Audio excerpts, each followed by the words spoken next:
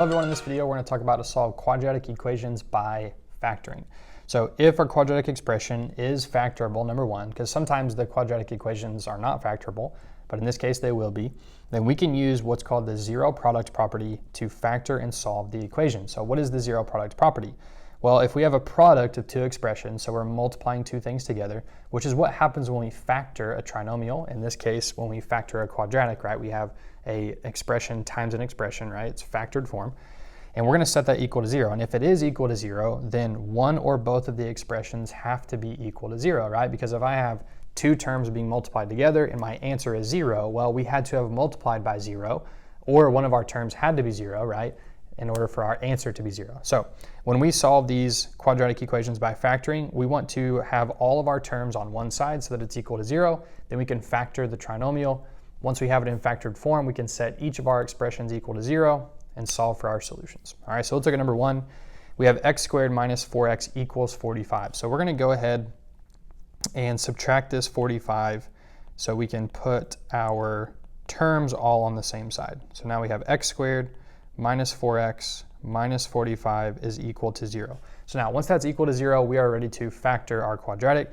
So we just want to think of two numbers that add to -4, add, and also multiply to -45.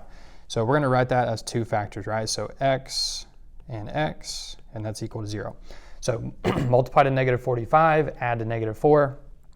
So we could think, thinking like 9 and 5, right? So 9 times 5, and we want those to add to a negative. So let's do -9 and +5. So -9 times 5 would be -45, -9 plus 5 would be -4.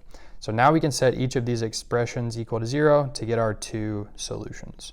So we have x is equal to 9 and x is equal to -5. So those would be our two solutions, and we got that by factoring. All right, number two, we have x squared plus 2x equals 48. Kind of set up the same way. Let's move this 48 to the left side. So now we have all of our terms on the left side. X squared plus 2x minus 48 is equal to 0. So now once again, we want two numbers that add to 2 and multiply to -48. So I'm thinking 6 and 8, and we just need to think about how we get the signs correct. So we want to say x plus 8 and x minus 6 because we want to add to a positive 2, right? So 8 plus -6 would be 2. So now we can set each of those equal to 0. So x plus 8 equals 0. So we get x equals -8, and x minus 6 equals 0, and we get x equals 6. So our two solutions there would be x is -8 and x is 6. All right, so our last example here, we have 2x squared minus 16x equals 12x minus 48. So same thing, we want to move the 12x and the -48 to the left so we can set that equal to 0. So let's subtract 12x. So now we have 2x squared minus 28x equals -48.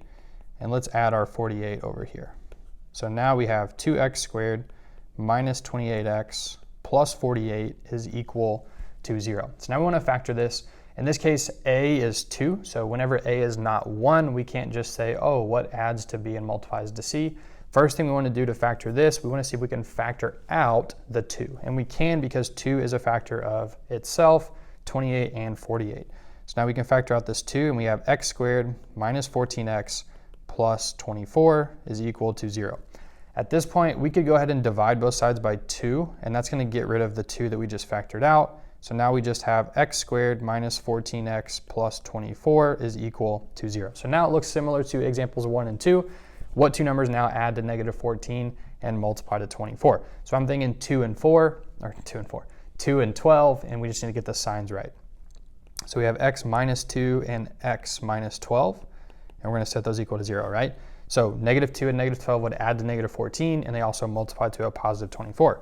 So now we set those equal to 0. We get x is equal to 2, and we set -x minus 12 equal to 0, and we get x equals 12. So our two solutions there would be 2 and 12, and that is how you can solve quadratic equations by factoring.